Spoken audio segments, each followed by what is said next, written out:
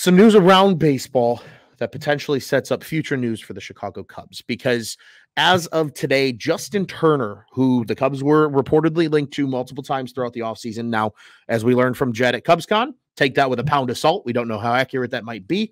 Nonetheless, he signs in Toronto, 1-year deal, $13 million to go up there. He's going to DH. He might play a little first if Vladdy's not playing first. Hell, he might even play third base for all we know for a little bit if they really need him in a pinch. But nonetheless, he's a bat. He's up there. He gets $13 million from the Blue Jays. The Blue Jays have effectively played their way out of the Matt Chapman and Cody Bellinger sweepstakes. They brought back Kevin Kiermaier. They signed Isaiah Kiner-Falefa to be kind of that utility player to move around the infield and outfield. They've brought in Turner. They still have the likes of Dalton Varsho and Kirk and Bichette and so on and so forth. What do you guys think this Turner addition means for the markets of guys like Chapman and Bellinger? Because personally, I look at this and I say, well, that takes Toronto probably effectively fully out of it. If it wasn't pretty feeling that way before, I think it pretty close to does now, especially because they're going to have to pay Vladdy after arbitration. He's getting at least probably $22 million for one season. So they got to think about that as well right now on their hands. But I look at this and say, well, the only two teams that either one of these players fit with are the Giants and the Cubs. And I don't see the Giants going out and overpaying either one of these guys based on some of the moves that they've made, acquiring Robbie Ray from the Giants, sending Mitch Haniger back to Seattle, from the Mariners, sending him back to Seattle. Have the Cubs kind of almost lulled themselves into getting potentially both of these guys? Could they get a Matt Chapman? And this is my hot take, Joey. Could they get a Matt Chapman on a prove-it type deal like they did Cody Bellinger? Just because the market's not there this year, and maybe it will be next year? Especially if some of these teams that don't want to spend money right now figure out their regional sports network situations. Does he take a 1-year bet deal with an up-and-coming team like the Cubs? Does Belly finally just say, hey, they're giving me something that I really like. I want to be a Cub. Scott, just signed the fucking deal. And not you, Scott from Iowa, Scott Boris. These are all things that I think we're kind of sitting here contemplating.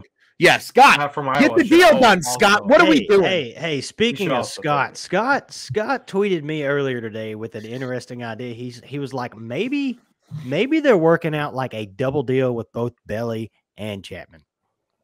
Maybe. Let's see it. But it's like, I don't hate the whole Justin Turner not coming over here. In fact, like at 39 years old, in my opinion, I feel like it would just be a big risk for $13 million, especially coming from a guy that he's going to take up your DH spot probably for the most part. That because he only played third base 7 games last year. He played some games at first, but I feel like he would basically take up your DH spot. And then it's like, where does Morel play? Because I've said earlier, oh my gosh, I think they should give Morel a shot. And then yesterday I get blown up on Twitter about it because I'm like, hey, why not give him a shot? And that's a whole other story. But so it would leave too many questions as far as where everyone else would play. I don't hate the idea of a Matt Chapman. I'm trying each and every day, guys. I'm trying hard. I'm trying to like a Matt Chapman deal. I don't like the idea of a 6-year contract. I really don't. And I tweeted earlier today, I think there's a reason supposedly Matt Chapman has not got a single offer this offseason. And it makes me wonder, one, you could say, well, is it the Scott Boras? Is it the Scott Boras effect? Maybe. Or maybe it's, bro, you're asking for 6 years. And I know your glove's amazing. It's platinum. It's not even golden. It's platinum. If I even said that word right. But anyways, there's still questions about his bat. But Ron, on your point, I wouldn't hate a prove it to me deal. I wouldn't hate to be honest, I wouldn't hate a 1 to 3 year deal. Here's the thing.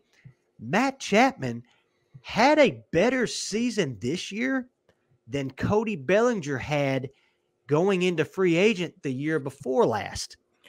So maybe does he get more than what Cody Bellinger got at the beginning of last season? Probably, just because the dollar last season is more this season, if that makes sense. The dollar this season is more than last season. And this is part of me trying to cope with, okay, Dylan, if we get Matt Chapman, this is my way. I've been trying to figure out ways to how to like it.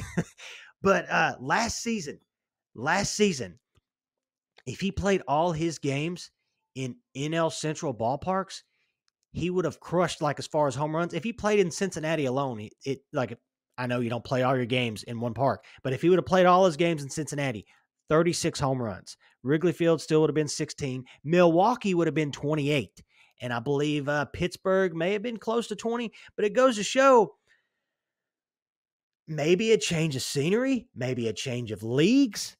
Maybe that's something that helps him out. Maybe even the whole, here's the one thing that I would like if we did sign him for a short year, prove it to me deal, Ron.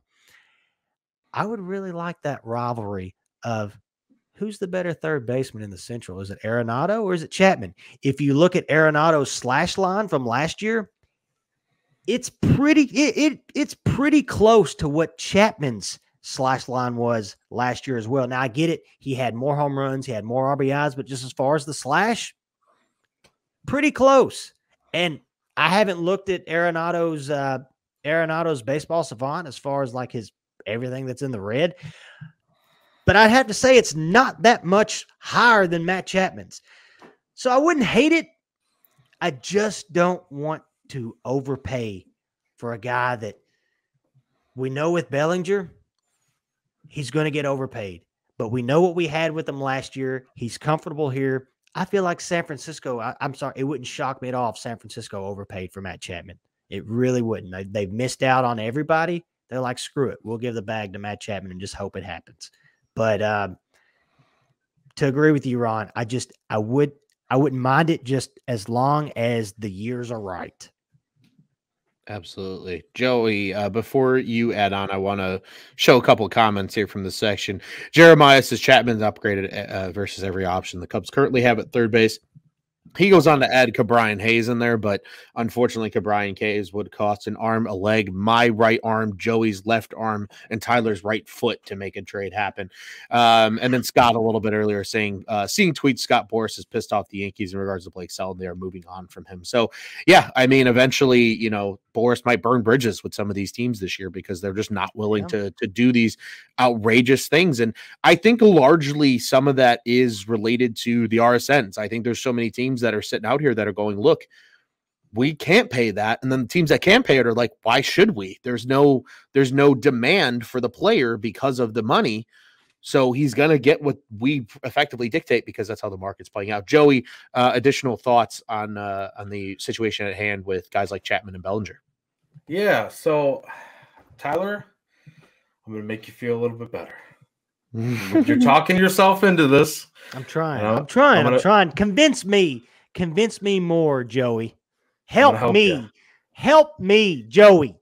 I'm going to help you. I'm going to try to anyways. We'll see if I can actually make the case. And it's a lot of the same things you said. And I'm glad that you brought up the Baseball Savant page there, because when you said no one Arenado and you weren't sure, in comparison to Matt Chapman, he was one of the photos that I kind of lined up side by side. So it was Manny Machado, I believe, was the other one.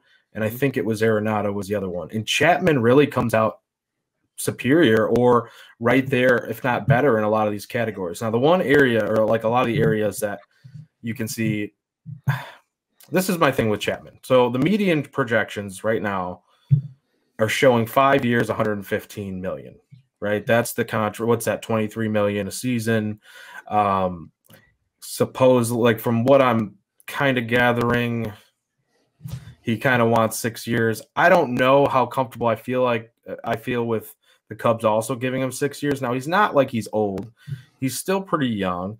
The problem then becomes, who are you blocking? Who can you also acquire in future years? But the other issue is, do you really give a shit when third base is kind of a clear weakness, especially at least on defense, right? Because we don't know with Morel's defense. And we want to kind of give him a little bit of a leash. We want to have him play there. We think Matt Shaw can be that guy relatively soon. And I mean, he's one of the top prospects. He's on that list there that we just talked about as top 100. So Matt Shaw is definitely a guy that probably is going to be there pretty soon. You don't want to block that guy, but you earn your way to the major leagues. Like, look at Michael Busch, right? You got to earn your way into a starting lineup. And I think that's naturally going to happen at some point because of injuries and other things that kind of just, it shakes itself out. Like, you find your way into different lineups. So I'm not really concerned with blocking prospects at this point that much. The thing with Chapman, and you talk about his defense, I mean, top notch. You solidify him over there at third base. You have Chapman, you have Swanson, you have Horner. If you get Bellinger, you have Belly at first. You have a basically star-studded defense all across the board because you have Happ and left. You have PCA, hopefully, right, in center. If not, you have a pretty good placeholder there, at least decently enough with Talkman or Belly can obviously play center too. So, I mean, your defense is already stacked as it is. The things that with Chapman, he did really well last season. His hard hit rate, and you were talking about the StatCast or Baseball Savant page, that was his best hard hit rate of his career last year. So I think we've, as a whole group, and this isn't any particular person, I think the negative kind of consensus around Chapman or thought around Chapman, and this is the same thing with Swanson last year, right? Ron, we said on the show, and we talked a little bit about it pre-show, and then we sat and talked, and I was like, dude, I think this would be a great move. He's young. He's a great defender. He's got enough offense. He makes your team better. That is exactly what Jeremiah is saying right here. He's an upgrade over every single option that we have at third base. That's exactly what Matt Chapman is. He's an upgrade offensively, not just because of his hard hit rate, but the guy can still hit, in my opinion, some decent home run numbers. He had 17 last year, but realistically, that's probably his floor looking at his profile. And Tyler, you made some great points about different ballparks, change of scenery. I'm looking at it since 2019, right? Here's his totals. 36 home runs, 34 home runs, 27 home runs, 27 home runs, 17 home runs. And the reason why I say 34 home runs when you're looking at 2020, I think it's 2020, is because that's what he was on pace for in that shortened season. So if you really look at this, how much of a downswing are we looking at here offensively? We're talking about really 1 year, because I expect him to increase that power, go back up to that 23, 25 to 27 range. And you're talking about a really damn good third baseman. Defensively, we did not have that over there, and that cost our team games. That cost our team runs. I mean, it's run prevention at the end of the day. It's also run prevention can come in any form, like they've been talking about. Defensively, that also helps your offense. You don't need to score as many runs when you play a sound of defense. And I think at times that third base position was a black hole last year. So he doesn't chase much. He takes his walks, which kind of levels out, makes his OBP a little bit higher. The real problem that he has is he swings and misses with pitches in the zone. When he swings and misses, or when he swings at good pitches, but he will swing and miss quite a bit. But if that's the way that you're getting your outs, it's kind of the same conversation as a Wisdom, but better, because this guy has never had an OPS plus below the 100 marker, which is average. He's always, in every single year of his career, above OPS plus. So you're talking about an above average player, both sides of the ball. So as much as we talk about bad offense or below average, tailing off offense, OPS plus last year, again, above average. So I'm talking myself into it, Tyler. I hope I helped. Yeah. I like it, man. I mean, do you think it's a legit possibility that they get both? Yeah, I do, because like you said, can they pair up both of those players? Being that their agents are the same, they don't have to have the same agents, of course, we know that, but I do think that does help in discussions like this, because Boris is looking out for both of his clients, wanting them to both get the best deal. But he can always go back to them and say, hey, this is what your best deal is, or I'm going to get you both pretty good deals. Maybe they do something like Ron mentioned, where it's more of a prove it contract. I would say I don't predict, like I wouldn't expect Chapman to get anything less than 3 years or 2 to 3 with an option or something, because he's not really, we talk about prove it deals. He's not really on a prove it deal. He's kind of on the prove it power deal. But he's been proven. Ron, and I know you want to talk. Ron, it's like I like your idea, and you may want to say it with as far as contract wise with his comparison to Hoskins' deal. Yeah, and that was something I brought up in our chat, right? Was like hey, give him a 2-year, $34 million type dollar deal. I think you could even with a player like Chapman go 3 years with the third year being and just give them opt-outs.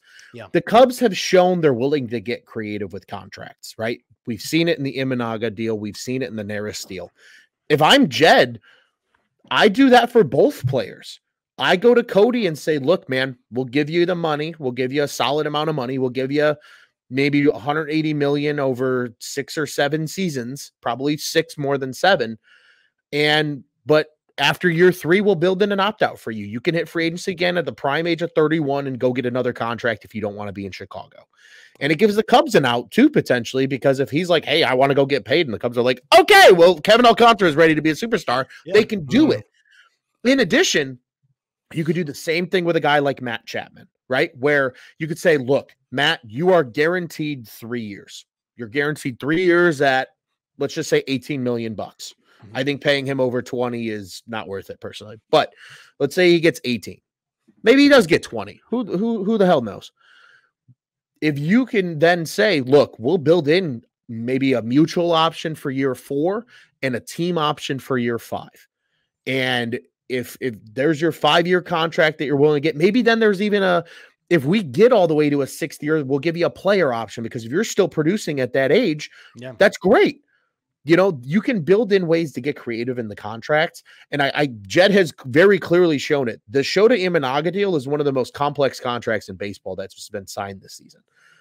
Outside, and I know everybody's, well, the Ohtani deal. It's not complex, folks. It's just a deferred money. It is what it is. Imanaga's is completely like, it can be club friendly, it can be player friendly, it can be both, it can be neither. Like it's got multiple different possibilities that it can ultimately become over the life of the deal. Why not? Is that perfect like win-win for each party, basically, or win-lose, but like you're still winning if you lose, right? Yeah. So I think the Cubs can certainly negotiate something like that with both of these guys. And maybe that's something the Cubs have done. And maybe that's what's taking longer.